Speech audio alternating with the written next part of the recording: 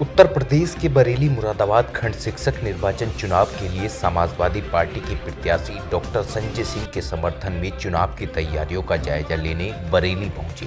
Samajwadi party के प्रदेश अध्यक्ष नरेश उत्तम ने भाजपा सरकार पर जमकर निशाना साधा, तो वहीं सपा कार्यालय में हुए इस कार्यक्रम में सोशल डिस्टेंसिंग की जमकर धज्जियां उड़ाई गई।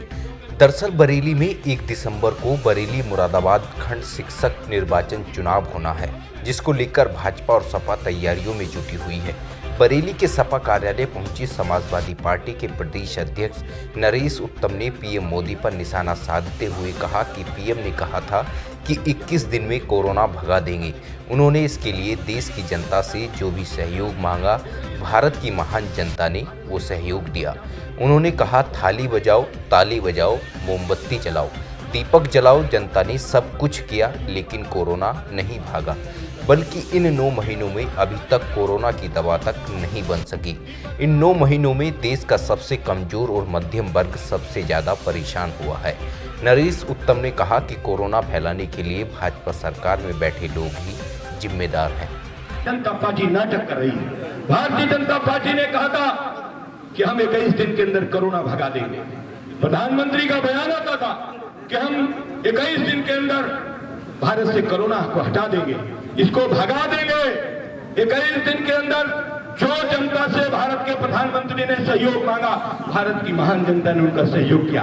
इन्होंने कहा, ताली बजाओ, थाली बजाओ, दीपक जलाओ, टार्च जलाओ, मोमबत्ती जलाओ, कोरोना भाग जाएगा।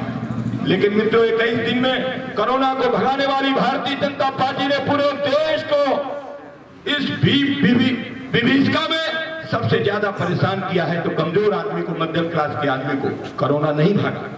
कोरोना के बारे में अब चर्चा होती है कि अभी नहीं बनी दवाई, अभी नहीं बनी दवाई, मत करो ढिलाई, 2 गज की दूरी, मास्क जरूरी है। यह स्लोगन लगातार चल रहा है। 9 महीने हो गए, अभी तक नहीं बनी दवाई। क्यों नहीं बनी दवाई?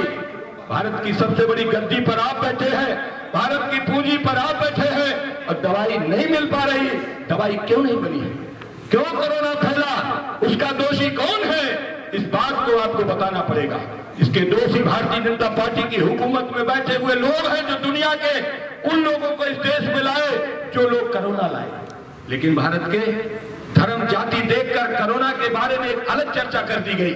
आज भारतीय जनता पार्टी कोरोना में कहता है कि आप 2 गज की दूरी, मास्क जरूरी, सावधानी हटी, दुर्घटना घटी, अभी नहीं बनी दवाई, मत करो ढिलाई। क्यों? आपको जुम्मा मिला था, आपने कहा था कि वहीं मीडिया से बात करते हुए नरेश उत्तम ने कहा कि प्रदेश की हालत बहुत ज़्यादा खराब है। प्रदेश में कानून व्यवस्था का बुरा हाल हो चुका है। उन्होंने कहा कि भाजपा सरकार हर उस इंसान पर कानून का गलत इस्तेमाल करती है जो सरकार की गलत नीतियों का विरोध करता है। उन्होंने आजम खां का बचाव करते हुए कहा कि आजम खान ने इस देश के लिए बहुत कुछ किया है। गन्ना किसानों का 14,000 करोड़ रुपए बकाया है। साथ ही लव जिहाद के कानून पर उन्होंने कहा कि हमारा जिहाद बेरोजगारी, भ्रष्टाचार, नौजवानों के रोजगार से है।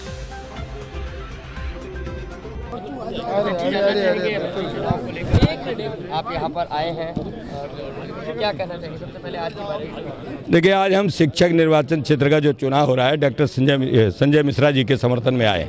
हम अपने पार्टी के कार्यकर्ताओं से चुनाव की तैयारी के लिए और जिम्मेदारी के लिए यहाँ पर आए हैं।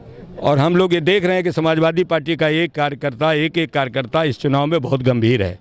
और जो उत्तर प्रदेश की स्थितियाँ हैं, भारतीय जनता पार्टी ने बहुत बिगाड़ दिया है, उससे लोग परेशान हैं। समाज का कोई वर्ग भारतीय जनता पार्टी के कामों से खुश नहीं है, क्योंकि काम करते ही नहीं है। सिर्फ बातें बनाने के अलावा भारतीय जनता पार्टी कोई काम नहीं करती है। इसलिए हमें पूरी उम्मीद है कि बरेली, मुरादाबाद सहित उत्तर प्रदेश की सभी विधान परिषद की सीटें समाजवादी पार्टी के उम्मीदवार जीतेंगे। हालात यूपी में है, कानून व्यवस्था को लेकर क्या कहेंगे? कानून व्यवस्था को लेकर हमारे मीडिया के भाई, चाहे चैनल के हों, चाहे पत्रकार भाई हों, समय समय पर दिखाते हैं। उत्तर प्रदेश का कोई जिला ऐसा नहीं है जिस पर रोज़ हत्या, डकैती, लूट, छिनैती, महिलाओं के साथ बलात्कार, बच्चियों के साथ दुष्कर्म न हो रहे हो।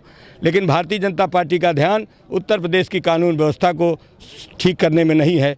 उत्तर प्रदेश की स्वास्थ्य सेवाएं एकदम पूरी तरीके से चौपट है। भारतीय जनता पार्टी सिर्फ हवा हवाई बातें करती है। भारतीय जनता पार्टी से लोग बेहद नाराज़ हैं। किसान परेशान है, नौजवान परेशान है, दुकानदार परेशान है, मजदूर परेशान है कि भारतीय जनता पार्टी उनके जीवन को अच्छा नहीं बना पा रही। सरकारी कर्मचारी हड़ताल करने की बात कर रहे थे, तो उनके लिए एस्मा लगा दिया सरकार ने। देखिए, भारतीय जनता पार्टी हर उस व्यक्ति पर कानून का गलत इस्तेमाल कर रही है जो सरकार के गलत कार्यों का विरोध करता है, चाहे वो सरकारी कर्मचारी हों, चाहे व्यापारी हों, चाहे किसान हों, चाहे नौजवान हों, चाहे पत्रकार भाई हों। सही बात लिख देने पर उनको तरह तरह से उनको धमकाया जाता है, उनको प्रताड़ित किया जाता है। ये लोकतंत्र के लिए अच्छा नहीं है।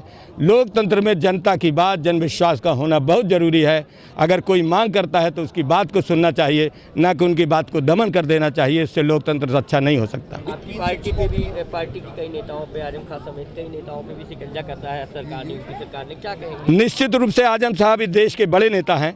आजम साहब जैसे लोगों ने इस देश के अंदर बहुत कुछ किया है। आजम साहब ने शिक्षा जगत में, समाज में बहुत अच्छे काम किए हैं। जानबूझ करके भारतीय जनता पार्टी आजम साहब सहित इस प्रदेश के समाजवादियों पर मुकदमे लगा रही है, उनको जेलों में डाल रही है, जो लोकतंत्र के लिए शर्मनाक है। और ऐसा भारतीय जनता पार्टी का कृत्य ज़्यादा दिन चलेगा नहीं, जनता इन्हें हटाएगी।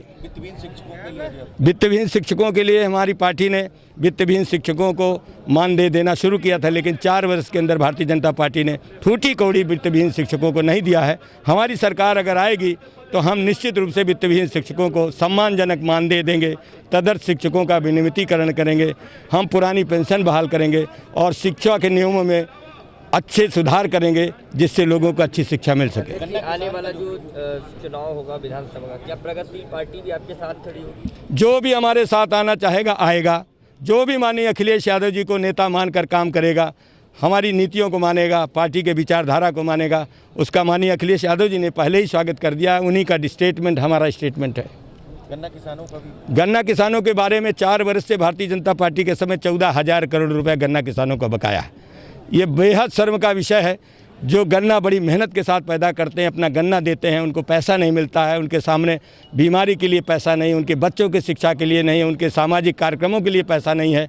ऐसी सरकार जिसने 14 दिन के अंदर गन्ने का भुगतान करने की बात कही थी, 4 साल हो गया लगातार गन्ने के मूल्य का भुगतान का जो अंतर है वो बढ़ता जा रहा है और भुगतान नहीं हो पा रहा है। ये बेहद शर्म का विषय है। सर, सरकार एक नया अध्यादेश लेकर के आई जिसे लव जिहाद से भी जोड़कर देखा जा रहा है, क्या कहेंगे? हमारा जिहाद बेरोजगारी से है, हमारा जिहाद भ्रष्टाचार से है, हमारा जिहाद नौजवानों के रोजगार से है कि जो रोजगार मिलना चाहिए और सबको सम्मान मिलना चाहिए। हम सारे लोग चाहते हैं बेरोजगारी हटे, गरीबी हटे, बेकारी हटे। इस देश से जो बेकारी हटेगी तो गरीबी हटेगी, और गरीबी हटेगी तो हिंसा खत्म होगी, अपराध कम हो जाएंगे। तो बेरोजगारी से जिहाद हमारा है। बरेली से ऋषिपाल गंगवार की रिपोर्ट।